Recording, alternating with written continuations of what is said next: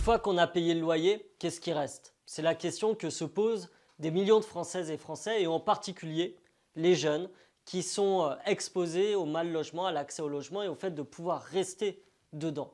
Et nous, on a décidé d'y répondre avec notre proposition de loi pour répondre à la crise du logement chez les jeunes qu'on va présenter avec Martine Etienne lors de notre niche parlementaire. Il faut savoir que en 1960, il y avait à peu près 33% des étudiants qui étaient logés notamment par le Crous. Aujourd'hui, c'est 6%.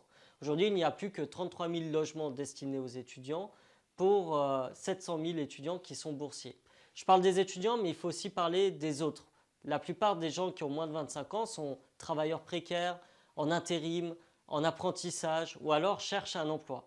Et aussi se retrouvent face à des difficultés, particulièrement dans les grandes villes où le marché locatif a été investi sur, vous savez, Airbnb, des petits studios, des T1, des T2 qui manquent cruellement à l'offre étudiante. C'est pour ça qu'on a 3 propositions dans cette PPL. La première, c'est de dire qu'il faut passer de 25% de logements publics à 35% de logements publics dans les grandes villes. En effet, la demande en logement social a explosé ces dernières années.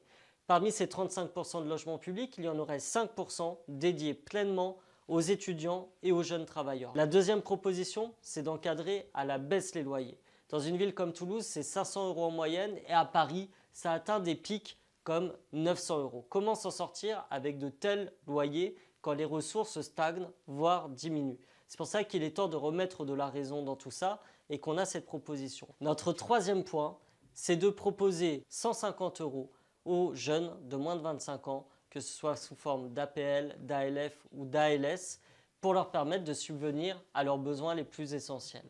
Alors, pour suivre notre travail parlementaire et espérer que la Macronie entende enfin raison, on se donne rendez-vous le 30 novembre lors de notre niche parlementaire.